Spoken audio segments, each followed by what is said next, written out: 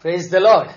A hearty welcome to each and every one of you, my dear brothers and sisters, to this special program, One God, One People. We have gathered in the name of Jesus. We have gathered to come to know our God. Yes, we are here to listen to the Word of God and understand the truth.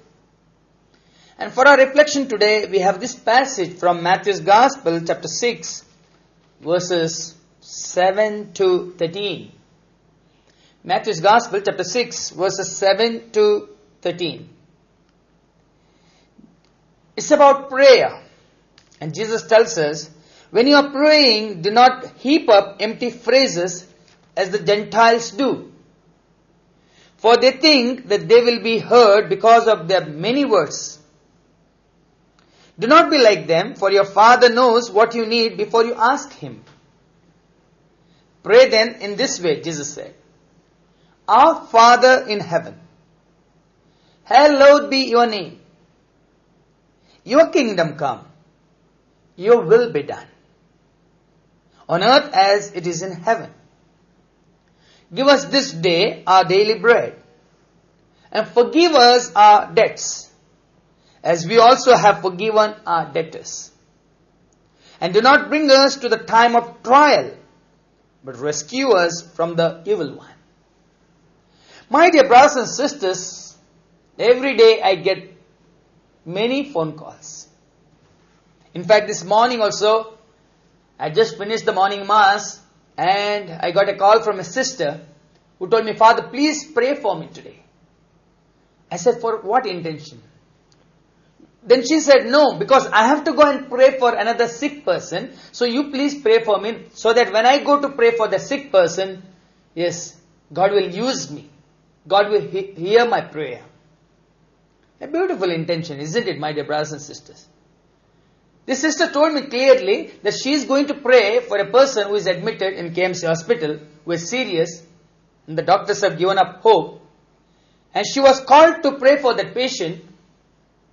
But before going to pray for him, she requested me to pray for her, so that her prayers will be answered. My dear brothers and sisters, many of us ask others to pray, and we fail to pray. Many times I tell people, please join us in prayer. Please come, attend the retreat. Join us. Together let us pray. And that's why at every mass, the priest says, let us pray. Let us pray. He doesn't say, let me pray. Let us all together pray. Why let us, in the sense, all together should pray? If you have clearly understood the prayer Jesus taught us, and what we just now heard, Jesus has taught you and me to pray.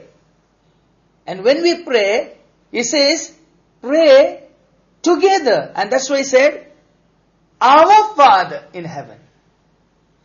He did not teach each and everyone to pray individually. So Jesus taught us to pray, because the disciples told Him, Master, teach us to pray. Peter did not go and tell Jesus, Master, teach me to pray. Because they had seen Jesus, they had found Jesus many times praying. And the disciples also wanted to pray. So many of us in the world, we want to pray, but we do not know how to pray. Today, the Lord will teach us and help us to pray. So my dear brothers and sisters, we must pray together.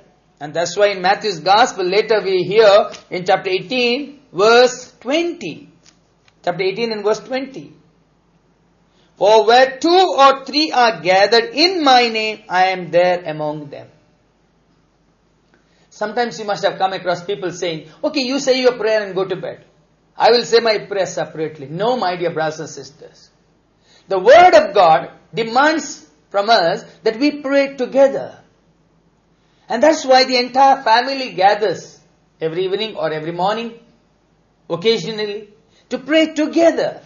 Because Jesus has taught us to pray saying, our Father. So when we say our Father, it's my Father, your Father, all those are present there Together, we are presenting ourselves before God as a family, as a community.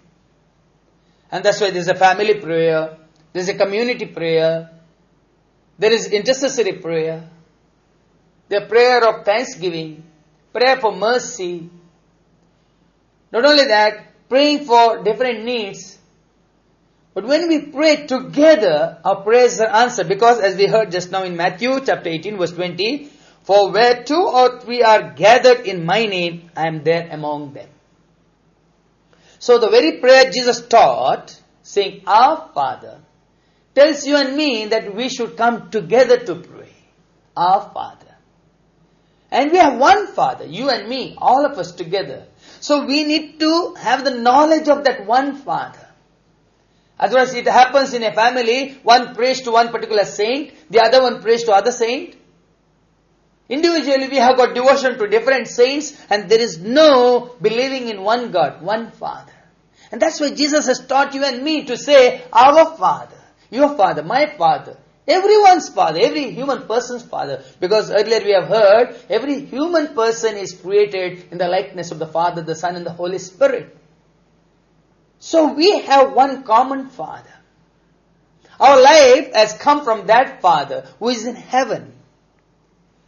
And when we know Him, when we believe in Him, we must pray, Hallowed be your name.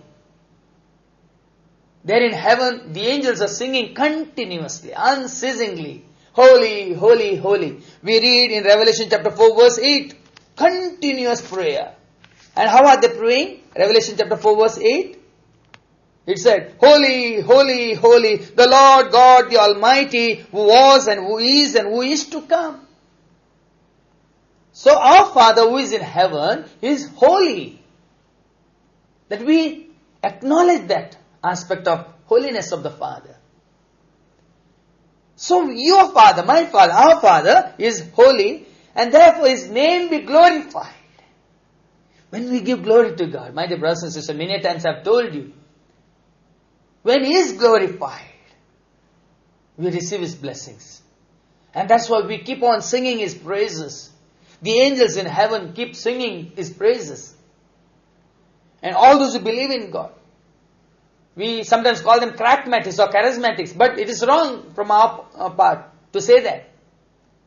These are the people who are praising God because they have acknowledged, they have recognized, they have come to know who their God is.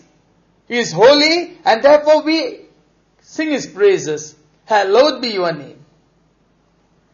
And when He is holy, and when we keep on glorifying Him, while praying, the word tells us, Your kingdom come. Yes, my dear brothers and sisters, we should keep this intention in mind and pray that we seek not our kingdom. We seek God's kingdom, and that's why at every Mass we say, Yours is the kingdom, the power and the glory, now and forever. So His kingdom. And only when we have realized that His kingdom is full of peace, full of joy, full of life, yes, there's everything good, righteous, holy. And when we begin to ask that kingdom to come into us, into our lives, into our families, into our communities, into our society, yes, such prayers are genuine prayers. Yes, Your will be done. When we seek God's kingdom, we don't seek our will. We seek God's kingdom, and we seek also His will. Your will be done. So, sometimes many times we pray, already we have presupposed that, yes, whatever I pray, I should get. It's my will, it's my desire, it's my wish. No, my dear brothers and sisters. Because your Father, my Father, our Father, as we heard just before that, don't pray like the Gentiles, Jesus said. When you are praying, do not heap up empty phrases as the Gentiles do. For they think that they will be heard because of their many words. Do not be like them. For your Father knows what you need before you ask Him. So let us not think while praying that God does not know my needs. So whenever people call to me and tell me, Father, please pray for me, I immediately understand this call is not for me. This call is for the Lord. They are asking me, but Their intention is that I ask the Father, I ask Jesus, I ask the Holy Triune God, the Holy Spirit, and pray for them. So the Word of God very clearly says, do not be like them, for your Father knows what you need before you ask Him. So it is in faith. We believe in the Father. Because in Matthew chapter 5, we come to know 46 and the following. Our Father who is in heaven is everyone's Father. He loves everyone equally.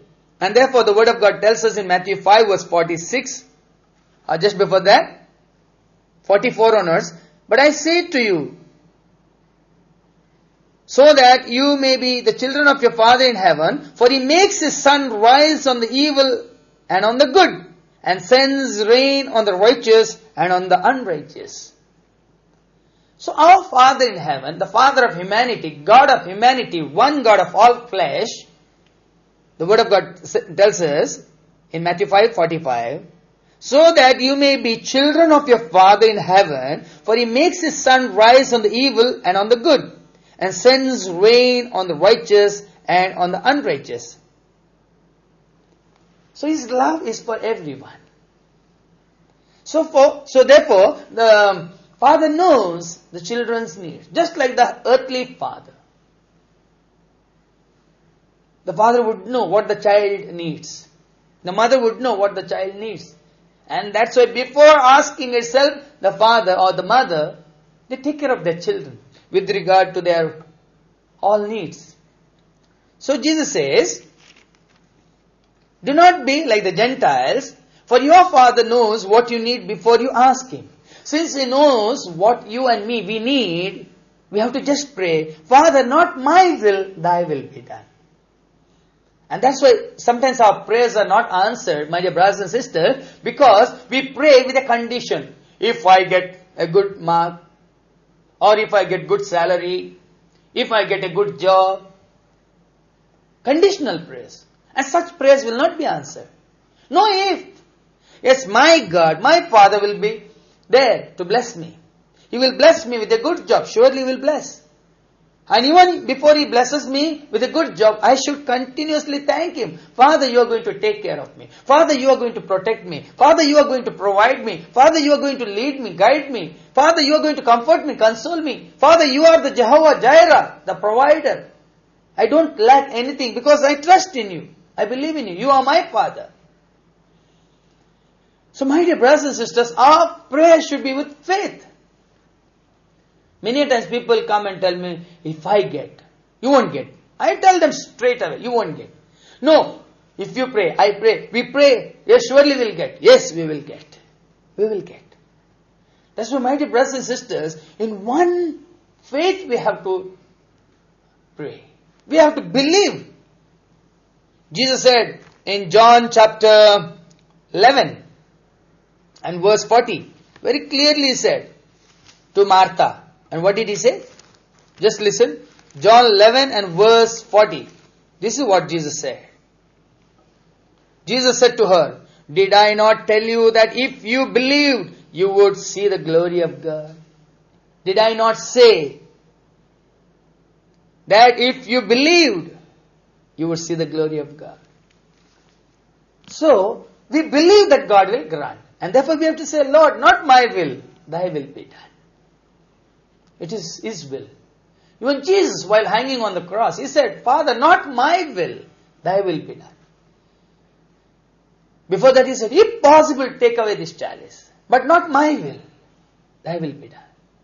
So when we pray also, my dear brothers and sisters, we have to tell God, Father, if you think it is good for me, yes, if it is required for me, if it is needed for me, if it is your will, just grant it. So, your will be done. Your will be done in my life. Your will be done here on earth. Your will be done here in my situation, as it is in heaven. So His will, God's will is that we always remain in love with Him, in union with Him, in fellowship with Him, that we may always experience His presence and power. That is His will. So while praying also we should pray in this manner. I remember, my dear brothers and sisters, in one of the retreats, one mother had come to attend the retreat. And you know why she came for the retreat?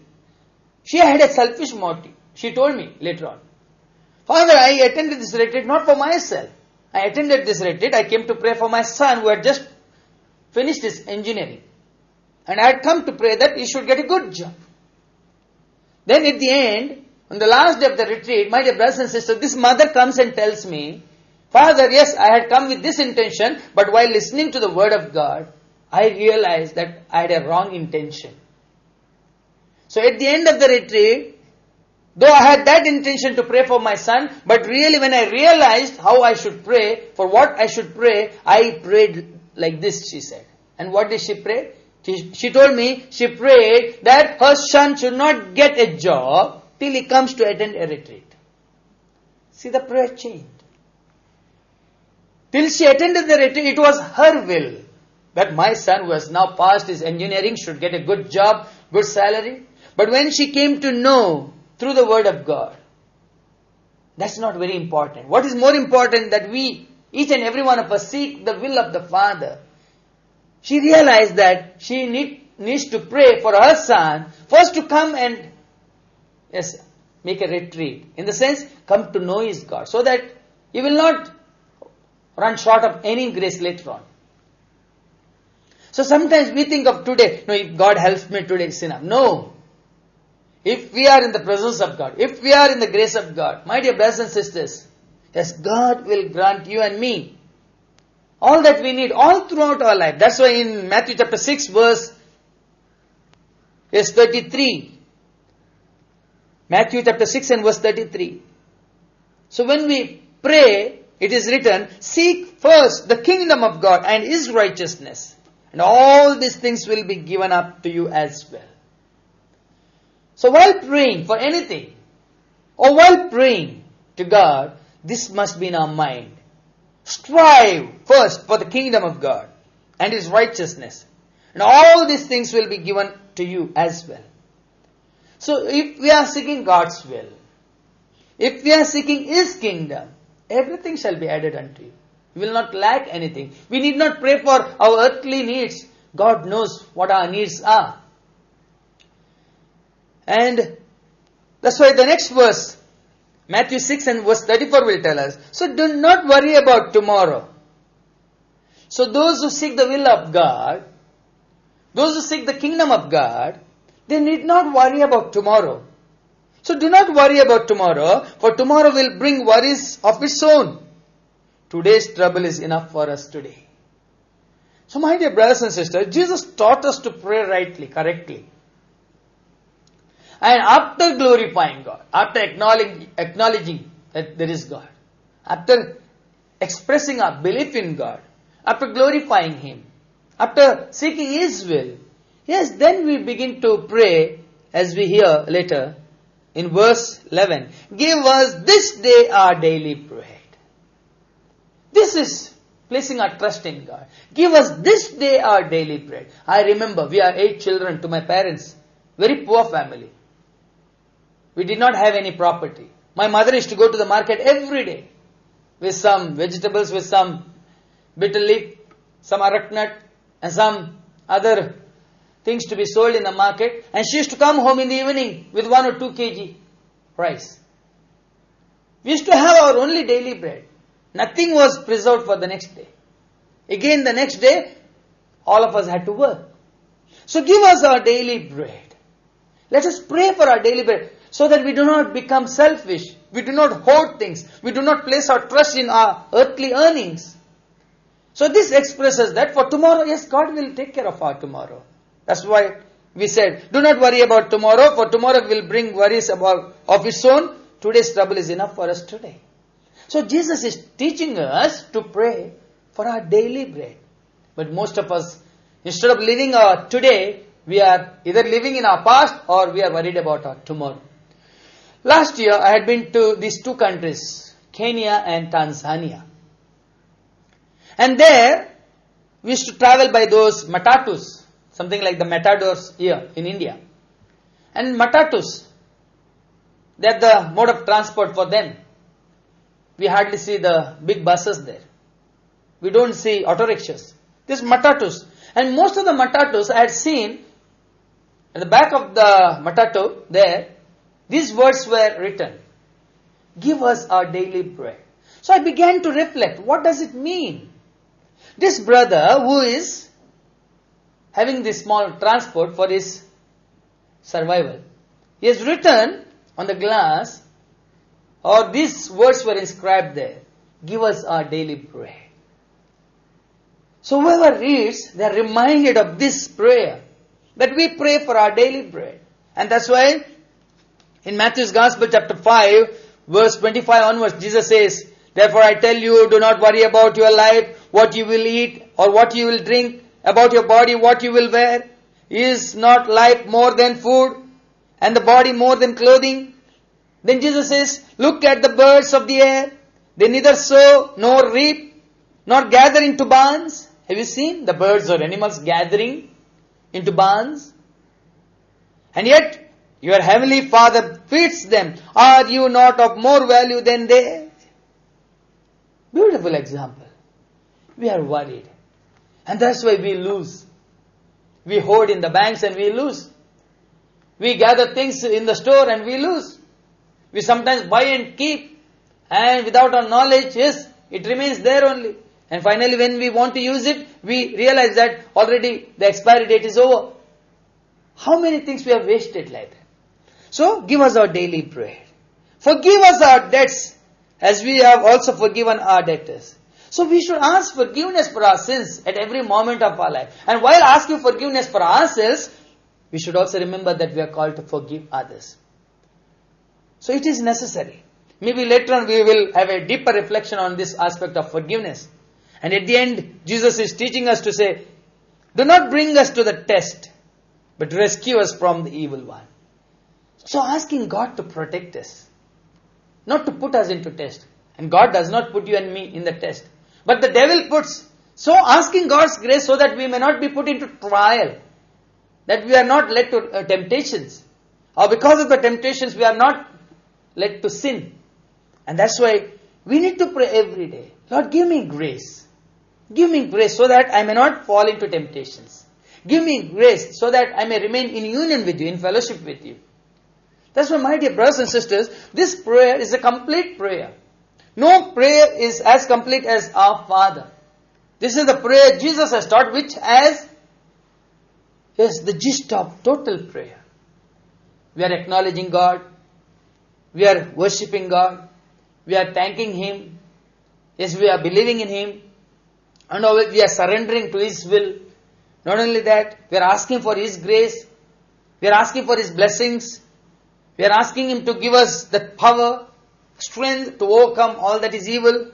We are asking Him, yes, not to lead us into temptations, or we are seeking His help so that He may rescue us from all that is evil. A complete prayer. So let us not be selfish while we are praying. Let us be, first and foremost, yes, be ready to accept God. Then He can do everything. Because elsewhere Jesus has said, without me you can do nothing. So this prayer teaches us that we depend on God. This prayer tells us that without Him we can do nothing. So today, having listened to this small prayer, and we have listened to the word, my dear brothers and sisters, when you are praying, have this understanding that you come to pray together. And whatever we ask together, God will grant it. Because He knows our mind. He knows our heart. That we are not selfish. We seek His blessing for ourselves and for others. May the Lord who has created you and me bless you and your entire family. And bless us who are praying for you. And let us pray for each other so that together we come in fellowship with the Holy Trine God, the Father, the Son and the Holy Spirit. Amen. May God bless you. Jesus said, ask and it will be given to you. Search and you will find. Knock and the door will be opened for you. Yes, my dear brothers and sisters, every Friday from 10 a.m. to 1 p.m. we gather in our Trinity Home, Karnal, Mulki for intercession. We pray for all your needs and intentions with faith in Jesus. We welcome you to join us with your prayer intentions. Let us pray together and seek God's help for all our needs. Come with your family. Remember, every Friday from 10 a.m. to 1 p.m. in our Trinity home, Karnal, Mulki.